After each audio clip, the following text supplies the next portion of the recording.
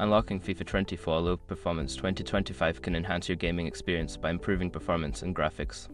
Follow these steps to optimize your settings. Step 1. Check system requirements. Ensure your gaming device meets the minimum system requirements for FIFA 24. This includes checking the CPU, GPU, RAM, and storage space to avoid performance issues. Step 2. Update graphics drivers. Visit the website of your graphics card manufacturer, NVIDIA, AMD, or Intel, and download the latest drivers. Keeping your drivers updated can significantly improve game performance and stability. Step 3. Adjusting game settings. Launch FIFA 24 and navigate to the settings menu.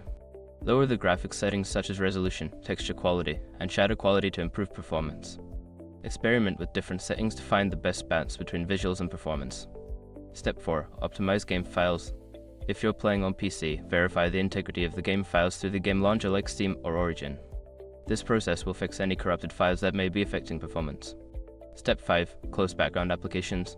Before starting the game, close any unnecessary applications running in the background. This will free up system resources and help the game run more smoothly. By following these steps, you can unlock better performance in FIFA 24 and enjoy a more fluid gaming experience. Happy gaming!